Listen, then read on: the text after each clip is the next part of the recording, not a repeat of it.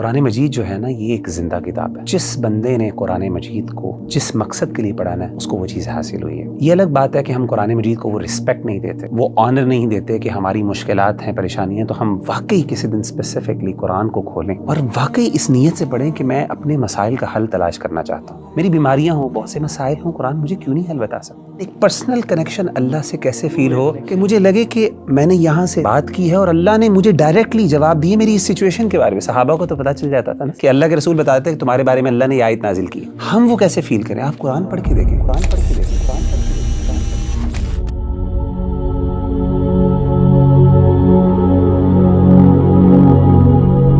مغیرہ بھائی, ایک عام انسان جب بھی کسی سے کمیونیکیشن کرتا ہے اس کی خواہش ہوتی ہے کہ اس کو رسپانس ملے اور رسپانس جلدی مل جائے. جس طرح کہ نبی کریم صلی اللہ علیہ وآلہ وسلم کے زمانے میں صحابہ کرام جو تھے ان کے اوپر پریشانیاں آتی تھیں, تکلیفیں آتی تھیں, اور وہ اللہ سبحانہ و تعالیٰ سے دعائیں کرتے تھے کہ ان کی یہ پریشانیاں ختم ہو جائیں, اور ان کو ان چیزوں کا جواب بھی مل جاتا تھا اور ان کے دعائیں بھی قبول ہوتی تھی وحی کے ذریعے. لیکن آج کل کے دور میں جب ایک انسان پریشان ہے, پریشان حال ہے, مشکلات کے اندر ہے, اور وہ اس کی دعائیں بھی کرتا ہے, لیکن کبھی کبھی وہ اس چیز کی کمی فیل کرتا ہے, اس کے اندر ایک کمی کا احساس ہے کہ شاید میری دعا قبول نہیں ہو رہی. تو مغیرہ بھی سوال یہ ہے کہ وہ جو احساس ہے کہ انسان کے اندر وہ احساس اور وہ ایک مطمئن ہو جائے اس چیز سے کہ اللہ نے میری دعا سن لی اور اللہ سبحانہ و تعالیٰ کی طرف سے اس کو احساس بھی آ گیا ہے کہ اس کی دعا قبول ہو گئی ہے. تو یہ احساس کیسے ایک انسان اپنے اندر پا سکتا ہے؟ دیکھیں ربیع اللہ بھائی, مجھے آپ کے سوال سے ایک واقعہ یاد آ گیا.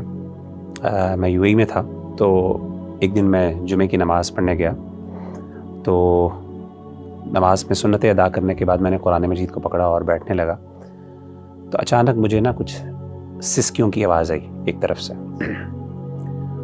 تو میں نے بائیں طرف مڑ کے دیکھا تو اگلی صف میں بائیں طرف بالکل دیوار کے ساتھ ایک سیرین لڑکا وہ بیٹھا ہوا تھا, اس کے ہاتھ میں قرآن تھا, وہ قرآن مجید کھول کے پڑھ رہا تھا اور اس کی آنکھوں سے آنسو, یعنی وہ رو رہا تھا, اور ایسا رو رہا تھا کہ باقاعدہ اس کی سسکیوں کی آوازیں آ رہی تھیں.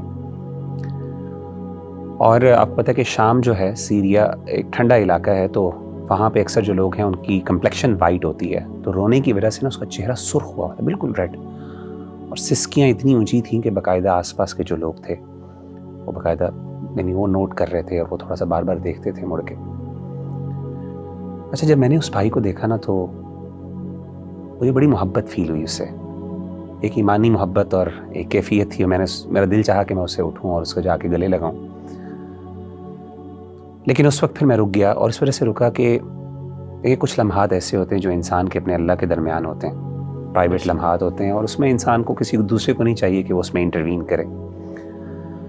تو میں رک گیا اور میں نے کہا کہ شاید چلیں, جیسا ہے ایسا ہی ہونے دیں. اور میں تھوڑا سا متاثر بھی ہوا, رشک بھی کیا کہ کس طریقے سے 7 سال لڑکا تھا, یعنی کوئی آپ سمجھیں کہ اس کی کوئی بہت زیادہ داڑھی بھی نہیں تھی, کوئی بہت زیادہ پریکٹسنگ آؤٹ فٹ یا لک بھی نہیں تھی اس کی.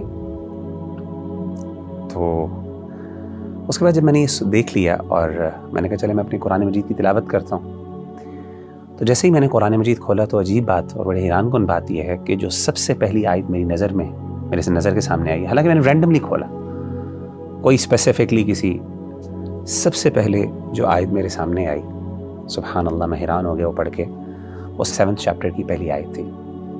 اور وہ آیت کیا تھی؟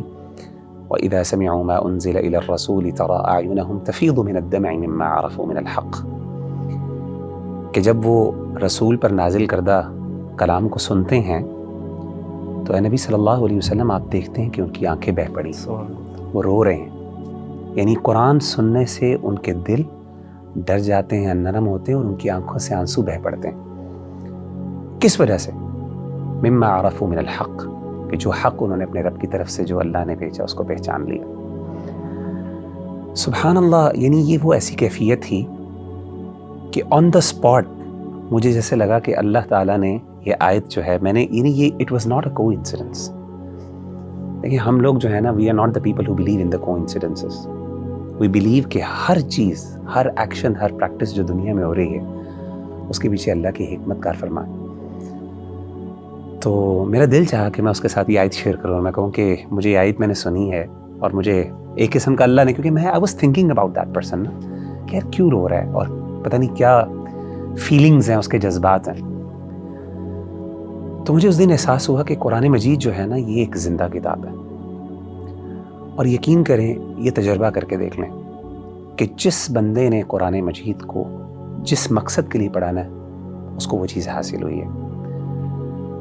یہ الگ بات ہے کہ ہم قرآن مجید کو وہ رسپیکٹ نہیں دیتے، وہ آنر نہیں دیتے کہ ہماری مشکلات ہیں، پریشانیاں، تو ہم واقعی کسی دن اسپیسیفکلی قرآن کو کھولیں اور اس کو پڑھیں، اور واقعی اس نیت سے پڑھیں کہ میں اپنے مسائل کا حل تلاش کرنا چاہتا ہوں. یعنی میرا دل بے قرار ہے، میرا دل جو ہے وہ وحشت ہے، اس میں مجھے اطمینان کی ضرورت ہے. یہ کیسے ہو سکتا ہے میں قرآن پڑھوں اور مجھے یہ آیت نظر نہ آئے الا بذکر اللہ تطمئن القلوب. میری بیماریاں ہوں، بہت سے مسائل ہوں، قرآن مجھے کیوں نہیں حل بتا سکتا؟ زندہ کتاب ہے. اور میں آپ کو بتاؤں کہ جن لوگوں نے یہ تجربات کیے ہیں نا، قرآن سے پرسنل، دیکھیں آپ کا سوال بھی یہی ہے نا کہ جنرل تو دین سے ہمیں جوابات مل جاتے ہیں، لیکن ایک پرسنل کنیکشن اللہ سے کیسے فیل ہو، کنیکشن جو فیل ہو کہ مجھے لگے کہ میں نے یہاں سے بات کی ہے اور اللہ نے مجھے ڈائریکٹلی جواب دیے میری اس سچویشن کے بارے میں. صحابہ کو تو پتہ چل جاتا تھا نا کہ اللہ کے رسول بتاتے تھے کہ تمہارے بارے میں اللہ نے یہ آیت نازل کی ہے. ہم وہ کیسے فیل کریں؟ آپ قرآن پڑھ کے دیکھیں، قرآن آپ سے بات کرے گا، آپ کو لگے گا کہ میرا رب مجھے جواب دے رہا ہے.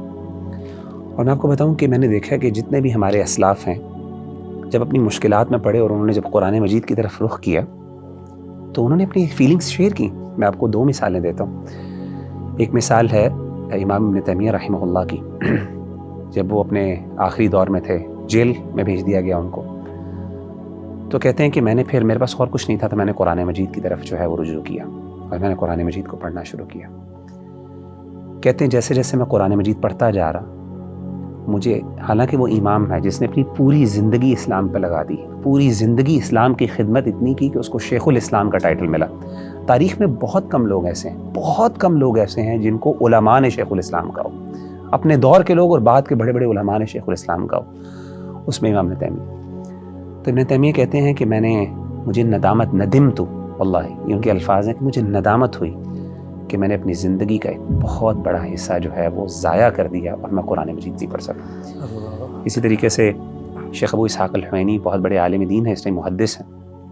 میں سمجھتا ہوں عرب دنیا کے بڑے ترین، اگر آپ مجھے کہیں گے نا کہ بڑے عالم دین حدیث کے کوئی ہیں، تو میں ابو اسحاق الحوینی کو میں ریکمینڈ کروں گا. اور بھی بڑے علماء ہیں ڈیفینیٹلی، ان کو کچھ دیر کے لیے روک دیا گیا لیکچرز سے اور لوگوں سے خطبات جو وہ دیتے تھے.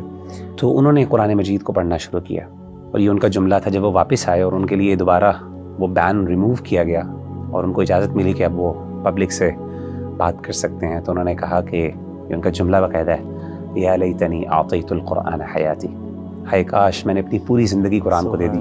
اور کہتے ہیں کہ میں نے اپنی اس جو وقت میں نا قرآن پڑھا اور مجھے احساس ہوا کہ میں نے کتنا بڑا، حالانکہ پوری زندگی حدیث کی خدمت، حدیث کوئی چھوٹی چیز ہے سبحان اللہ، لیکن جو قرآن ہے نا وہ پرسنل کنیکشن بندے کو تب، اور میں بتاؤں یہ کنیکشن بندے کو خاص طور پہ تب فیل ہوتا ہے جب بندہ مشکل میں ہوتا ہے، جب بندے کو ضرورت ہوتی ہے.